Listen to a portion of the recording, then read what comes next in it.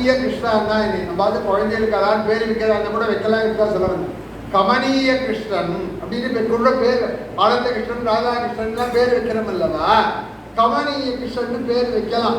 கமனீய கிருஷ்ணான்னா என்னன்னா சுந்தர கிருஷ்ணா, அழகான கிருஷ்ணா, கல்யாண கிருஷ்ணா, கமனீய கிருஷ்ணா அப்படின்னு இப்ப பாகவதாலாம் பாடுறாங்கவா. கமனீய கிருஷ்ணன்னா என்னன்னா சுந்தர கிருஷ்ணன்.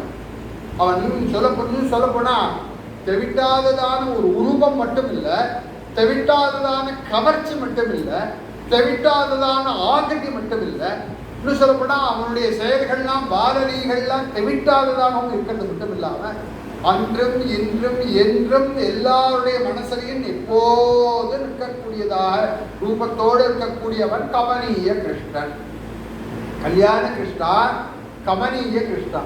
கமனீய கிருஷ்ணனாக எல்லார் மனசுலையும் இருக்கிறதுனால என்ன ஆச்சுன்னா கல்யாண கிருஷ்ணா, கல்யாண கிருஷ்ணனாக இருக்கான். கல்யாண கிருஷ்ணன்னா கல்யாண ராமா அப்படின்னு சொல்றாங்க. கல்யாண கிருஷ்ணா, கல்யாண கிருஷ்ணன்னா கல்யாணம் பண்ணிண்ட கிருஷ்ணான்னு ஒரு அர்த்தம்.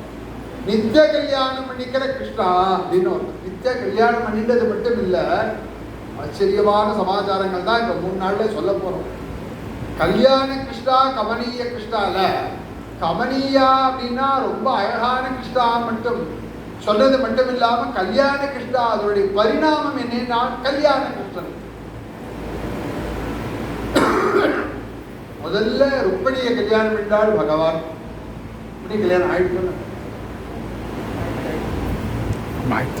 ஆயிடுச்சு. ருக்மிணியை பகவான் கல்யாணம் பண்ணிட்டார். இந்த கிருஷ்ண ஜெயந்தி ப்ரோக்ராம்ல ருக்மிணி கல்யாணம் போட்டிருக்கு. ருக்மிணியை பகவான் போய் பரிகிரகிச்சார்.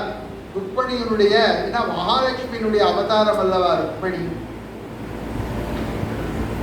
போன அவதாரத்துல சீதா கல்யாணத்துல பகவான் சீதையினுடைய இருப்பிடம் தேடி வந்தார். போன அவதாரத்துல சீதா இருக்கக்கூடிய மிதிலைக்கு பகவான் தேடி வந்து சீதையை கல்யாணம் வந்து போனார். அதனால இந்த அவதாரத்துல ஒரு மாறுதல் என்ன அப்படின்னு கேட்டாக்க, இப்ப பகவான் மகாலட்சுமியானவள் பகவானை விரும்பி அந்த மாதிரி ஒரு சூழ்நிலை அவளுக்கு ஏற்பட்டு இந்த ருக்மிணியனுடைய அண்ணா ருக்மியானவன் தன்னுடைய சிநேகிதனான சிசுபாலனுக்கே இந்த அங்கையை கொடுப்பேன்னு சொல்ல ததவேத்தி அசிதா பாங்கின்னு அதை கேட்டவள் ரொம்ப வருத்தப்பட்டு, அடாடா நான் ஆரம்பத்திலேருந்தே கிருஷ்ணனையே அல்லவா நான் நினைச்சிட்டு இருக்கேன், இந்த ஜென்மா வேஸ்ட் ஆயிடுமே, இன்னொருத்தருக்கு நான் கழுத்தை நீட்டிட்டேன்னா கிருஷ்ணனையே நான் மனசுல பதிச்சுட்டு இருக்கேனே, மனசுல ஒருத்தரை வச்சுட்டு கழுத்தை ஒருத்தருக்கு நீட்டலாமா? அதனால என்ன பண்ணினார் அப்படின்னா லெட்டரை எழுதி கொடுத்தார். லெட்டருக்கு செவிசாய்த்து பகவான் வந்தார். வந்து ருக்மிணி அழிச்சுன்னு போறதுக்கு ருக்மிணியே சொன்னால் லெட்டர்ல மாம் ராட்சசேன விதினோத்வக வீரிய சுத்தா, கிருஷ்ணா என்ன நீ எங்க கவர்ந்துட்டு போய் என்ன கல்யாணம் பண்ணிக்கணும் அப்படின்னு எழுதியிருந்தார். அதனால பகவான் என்ன பண்ணார், ருக்மிணியை அழிச்சுன்னு போய் துவாரகா நகரத்துல பெரிய மண்டபத்துல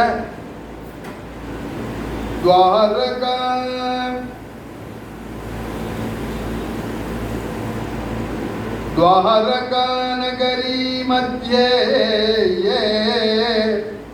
द्वारका नगरी मध्ये सहस्रस्तंभ मंडपे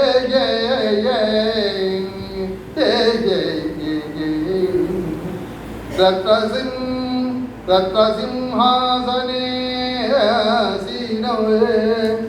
रत्नसिंहासनासीनवे सकलत्रं जगुस्सुराकार्या आचार्यवचनात् सर्वमकरोद्यदुसूदनात् वाचामगोचरात्मापि वासुदेवः स्वमायया कार्या. கர்காச்சாரியால் சொல்லப்பட்ட பிரகாரம் பகவான் ருக்மிணியை கல்யாணம் பண்ணிட்டார்.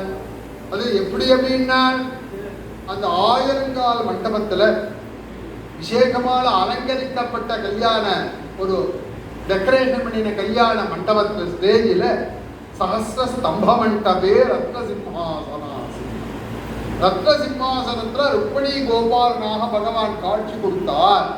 அப்படின்னு தான் இந்த தரங்க கல்யாண தரங்கள்னு தெரியுது.